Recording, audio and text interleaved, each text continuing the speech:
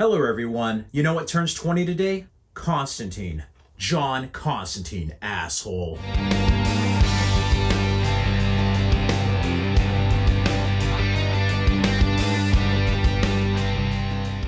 Constantine is what you would describe as a cult classic. I absolutely love this film.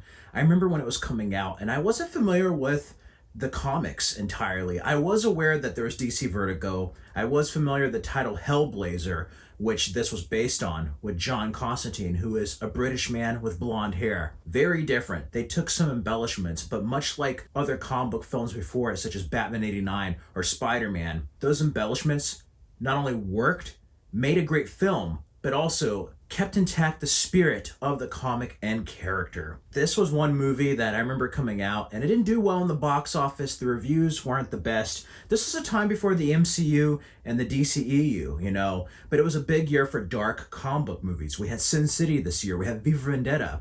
We had History of Violence. We had this film and Batman Begins. The medium post Spider-Man 2 and the X-Men films was beginning to change. And we had dark comic book films before like Spawn, Blade, or even The Crow. But it was nice seeing this character. And Keanu Reeves did this right after the Matrix trilogy. This is something very different. Again, he plays a character named John. And I like his version of Constantine. He doesn't care about anyone. He's kind of a jerk. There's that wonderful scene with him and Rachel Weisz where she's like, "Can you hold the elevator for me?" He's like, "Not if I can help it." But this is such an iconic film. We also had a PlayStation 2 video game tie-in. Anybody remember that video game? And then who could forget Passive by A Perfect Circle from the Emotive album? There's a lot of memories with this film. I didn't get to see it until it was on DVD. And I fell in love with it. And it got me interested in reading Constantine with Hellblazer. It got me interested in the world of Lucifer. And that's before it was made into a show.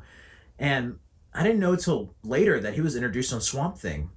So there's just so much from this world. Akiva Goldsman worked on the script. Of course, he's no stranger to DC Comics. He worked on Batman Forever, Batman and Robin, was one of the writers for the earlier seasons of Titans. I like what he does here. Francis Lawrence, this is his first film after directing music videos. He would go on to do I Am Legend and the Hunger Games sequels. You have the iconic duo with Keanu Reeves as John Constantine and Rachel Weisz as Angela Dotson. And she had a twin who committed suicide, and she's investigating what happened. She believes there's more to it, and there is. Her sister is looking for Constantine.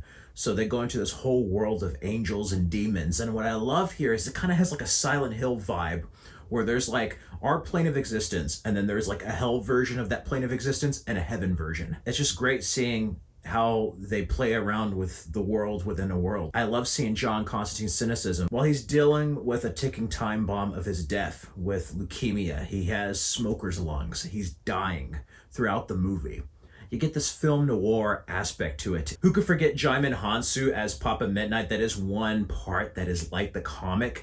And yeah, I always think of him. This is before he was the Wizard Shazam, There's so many actors in this. Peter Stormare as the Devil. Who could forget Tilda Swinton as Gabriel? She is great in this, and I love the androgynous natures of the angels, and demons. You kind of see that a little bit later in media with Gwendolyn Christie as Lucifer in the Sandman series on Netflix. You get younger Shia LaBeouf as Chaz. And who could forget Pruitt Taylor Vance as Father Hennessy? He has such a great role in this. He's going to be Jonathan Kidd in the upcoming Superman. And then we have Gavin Rosdell from Bush as the half-breed Balthazar. Oh man, there's just so many great iconic moments in this film. The look of it is just so unique compared to any other like Heaven and Hell film.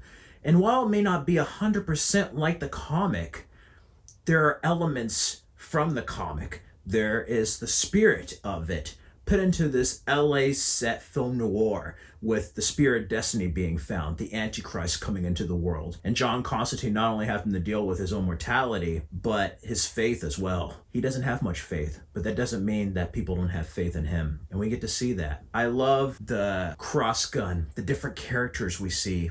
The cinematography is great, the music. This is one film that gets better with each viewing, and I'm glad that it's getting more love, Home video with DVD really helped this, and it's just like kind of had the snowball effect. There's a rumor of a Constantine 2.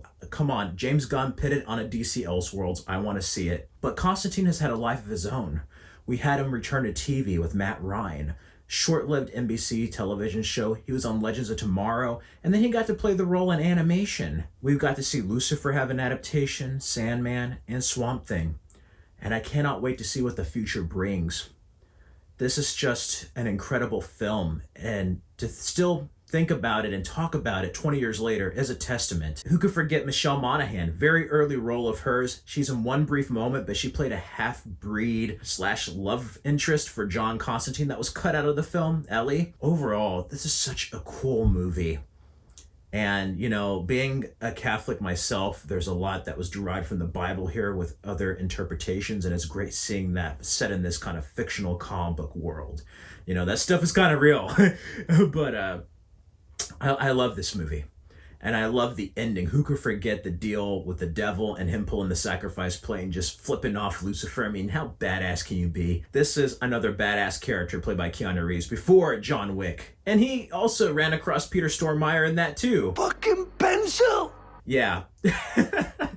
But, man, this is such a great, underrated DC movie, and DC is always best when it does DC, and it's a bit more dark and gritty. Not that everything is DC is dark and gritty. Sometimes it's lighthearted. Sometimes it's like the Silver Age stuff.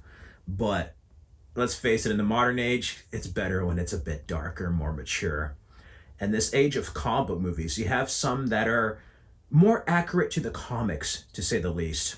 But they almost become a parody of themselves, where I'd rather have something like this that has a spirit of the comics, but takes it seriously enough to reinvent certain things. And that's why I like this film. Even though it's not a one-to-one adaptation of the comic, it's still enjoyable and has a spirit of it. Much like Batman 89 with the embellishments they made with Joker and Batman's origin, or the embellishments they made on Green Goblin and the Tobey Maguire Spider-Man, you know. Yeah, it's nice to see this film receive more love. And again, that's why I say don't focus too much on Rotten Tomato scores or box office. You never know the afterlife of a film. Sometimes a film is good, doesn't do well just because the audience isn't there to find it yet. You never know how history is going to treat a film, how it's going to be perceived, the audience when they discover it. And some films are popular, they stay popular, and other films are popular, box office hits, and then just kind of fall off the face of the earth, you know? They don't age very well.